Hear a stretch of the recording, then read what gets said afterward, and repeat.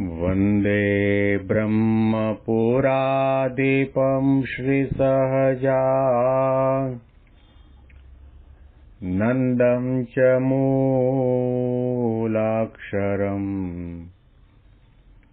श्रेयस्कारणसद्गुणैकनिलयम् श्रीप्रागजिह्वावथ ब्रह्मोपासनधारकं गुरुहरिं यज्ञं तथा योगिनं प्रीत्येवं प्रमुखं महन्तमनिशं श्रीजीस्वरूपं बुधा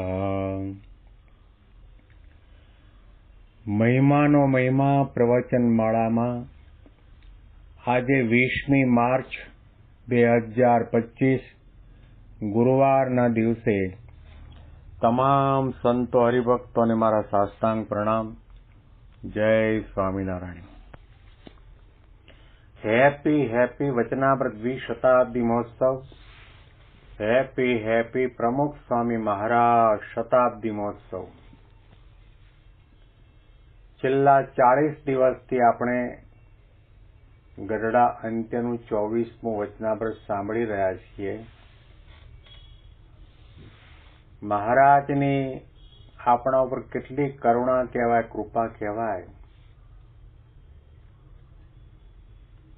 કે આપણે સાચા ભક્ત બની શકીએ, આપણે એકાંતિક ધર્મ સિદ્ધ કરી શકીએ, આપણે આપણા ઇન્દ્રિયો, અંતકરણ, મન, બુદ્ધિ, પ્રાણ, દિલ, દિમાગ અને આત્માને પરમ પવિત્ર ગુણાતીત ભાવ પમાડી શકીએ. આપણો છેલ્લો જન્મ થઈ જાય અને અક્ષરધામના અધિકારી થઈ શકીએ એવી અદ્ભુત વાતો, આત્યંતિક કલ્યાણની વાતો, નિર્વાસનિક થવાની વાતો મહારાજે આ વચનામૃતમાં કરી છે. ભક્તોને લાડ લડાવવા માટે ને ભક્તોના સુખના માટે ને ભક્તોને અખંડ સ્મરણ કરવા માટે મહારાજે ઘણા લીલા ચરિત્રો કર્યા અને એમાં પણ ઘણો બધો સમયનું દાન આપ્યું. એમાં અતિ અગત્યનો સમય એમણે પોતાના શરણમાં આવેલા ભક્તો, સંતો અને ભવિષ્યના તમામ મુમુક્ષુઓને બ્રહ્મરૂપ કરવા માટેનો માર્ગ બતાવવામાં પસાર કર્યો છે.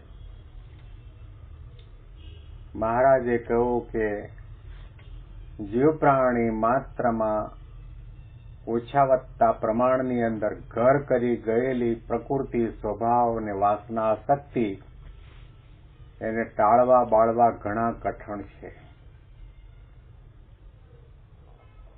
કદાચ કોઈ ધારે તો કરોડ રૂપિયા કમાઈ શકે અને કરોડ રૂપિયા કમાણા પછી કરોડ રૂપિયા પ્રત્યે એમની જે આસક્તિ છે એ આસક્તિને ટાળવા બાળવાની શક્તિ બ્રહ્માંડોની અંદર બ્રહ્મ અને પરબ્રહ્મ સિવાય કોઈની પાસે નથી.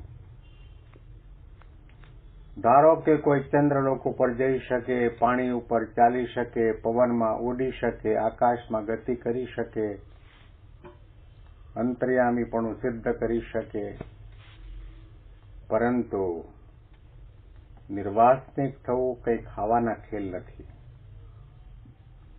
શાસ્ત્ર માત્રનો સાર અને મહાન પુરુષોનો એક જ મત છે કે આધ્યાત્મિક માર્ગમાં તમે કંઈ પણ કરો, કોઈ પણ નાની મોટી સાધના કરો, એનું ધ્યેય માત્ર એટલું હોવું જોઈએ કે મારે નિર્વાસનિક થવું છે. દેહભાવ, દેહાભિમાન, અહંતા અને મમતાથી મુક્ત થવું છે. ભગવાનના સાચા ભક્ત, સાધક, મુમુક્ષુ બનવું છે. આ વિચાર અવશ્યપણે રાખવો જોઈએ અને એ સિદ્ધ કરવા માટે શ્રીજી મહારાજે સત્સંગ બતાવ્યો. સત્સંગમાં જો સ્વાર્થ હોય તો ગમે તેવી પ્રકૃતિ હોય તે પણ ન ટળે. ઘણા યાત્રા કરવા માટે જાય, સારું છે, અને આપણે વંદન કરીએ છીએ, એની પ્રશંસા કરીએ છીએ. ગંગા ગોદાવરીમાં સ્નાન કરતા કરતા કદાચ પોતાના કપડા ઉપર બાજુવાળો નાતો, એનાથી પાણીના છાંટા ઉડ્યા, ત્યાં એનો ક્રોધ ભભૂકી ઉઠે. ગંગા જેવા પરમ પવિત્ર નદીના ધરામાં નાતો હોય, જે ગંગાજીનો અતિ અપાર મહિમા છે, ત્યાં પણ ક્રોધને આધીન થાય, માનને આધીન થાય, દેખાડા દંભને આધીન થઈ જાય, સ્વભાવ પ્રકૃતિના આધીન થઈ જાય. એટલા બળિયા આપણા સ્વભાવ પ્રકૃતિ છે, એને ટાળવા બાળવા બહુ મુશ્કેલ છે. એટલા માટે સત્સંગમાં જો સ્વાર્થ મનાણો હોય, સત્પુરુષની સાથે પ્રીતિ આત્મબુદ્ધિ થયા હોય, મોટા પુરુષને રાજી કર્યા હોય, અને અતિ મોટા પુરુષ જે ભગવાનના ધારક સંત છે, અનાદિ અક્ષર બ્રહ્મ છે, ગુણાતીત સંત છે, એને વિશે ક્યારેય પણ મનુષ્ય ભાવ ન આવવા દે. એની કોઈ પણ નાની મોટી ક્રિયાની અંદર ક્યારેય પણ તર્ક વિતર્ક કે શંકા કુશંકા ન કરે. એને નિર્દોષ માને, નિષ્કામી માને, નિર્લોભી માને. તો મહારાજે વચનાવ્રતમાં શબ્દો મૂક્યા છે. પ્રથમનું 58મું વચનાવ્રત. કૂતરા જેવો કામી માણસ હોય, પરંતુ મોટા પુરુષને જો નિષ્કામી સમજે તો અતિશય નિષ્કામી થાય છે. મોટા પુરુષને જેવો જાણે તેવા ભાવને પોતે પામી જાય છે. કારણ કે એ સંત વિભૂતિની પાસે એવી શક્તિને સામર્થ્ય છે. એટલા માટે તો ગુણાતીતાનંદ સ્વામી જીવ જાલીને બોલ્યા છે, મહિમા ગાયો છે.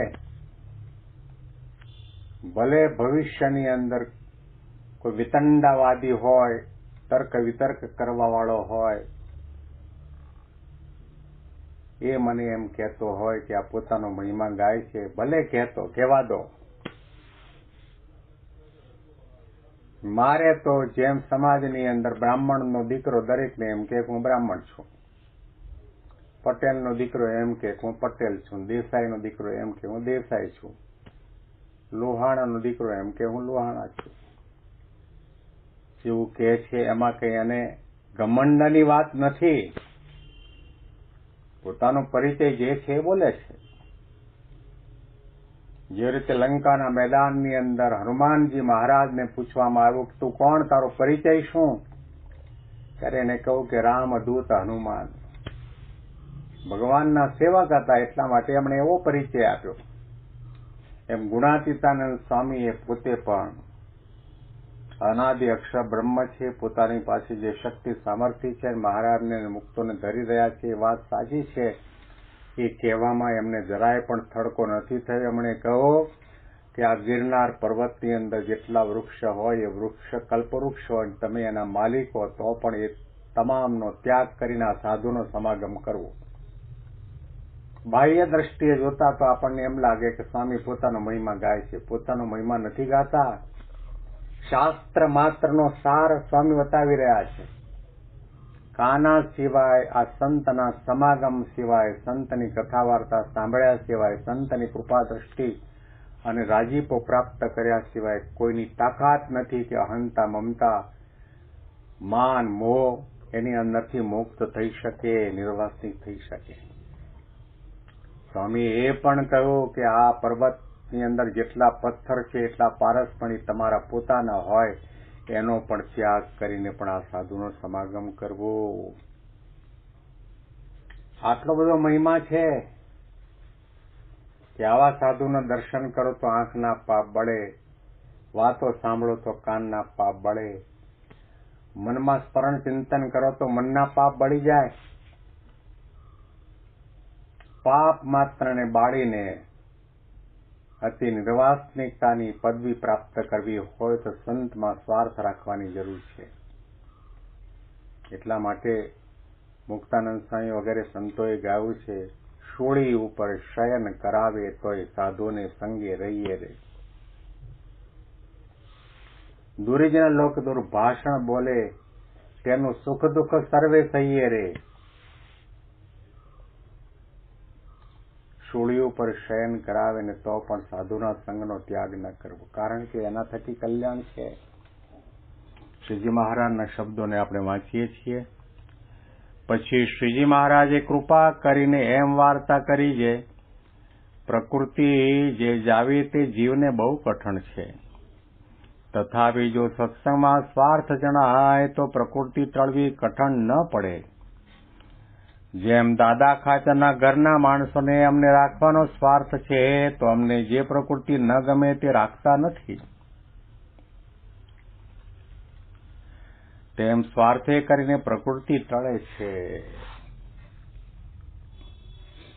આટલો સ્વાર્થ તો અવશ્ય રાખવો, બીજો બધો સ્વાર્થ કદાચ ન રાખીએ, પણ આટલું આપણા જીવનું કલ્યાણ થાય, આપણા સ્વભાવ પ્રકૃતિ ટળે બળે, એટલા માટે મંદિરના પગથિયા ચડવા, એટલા માટે સભામાં જવું, એટલા માટે સંતનો સમાગમ કરવો, એટલા માટે સંતની આજ્ઞા પાળવી, આના માટે જ આ સત્સંગ છે. મહાપાપી, નીચ અને નાલાયક માણસ હોય એને બટકુ રોટલો ખાવાનો તો મળે છે, એ પણ બંગલામાં રહેતો હોય છે, પ્લેનમાં મુસાફરી કરતો હોય છે. આ લોકના સુખ તો દરેકને મળે છે, પણ ભગવાનનું સુખ જોઈતું હોય અને ગમે તેવા વાદળ જેવા દુઃખો તૂટી પડે તો પણ તમારે સ્થિરતા, ધીરતા અને ગંભીરતા રાખવી હોય અને ભગવાનનો આનંદ માણવો હોય તો સંત સમાગમ કરો, સત્સંગનો સ્વાર્થ રાખો. આના અનુસંધાનમાં વિશેષ વાતો આપણે આવતીકાલના પ્રવચનમાં આજ વચનામૃતના માધ્યમથી સાંભળીશું. તમામ સંતો હરિભક્તોને મારા સાષ્ટાંગ પ્રણામ.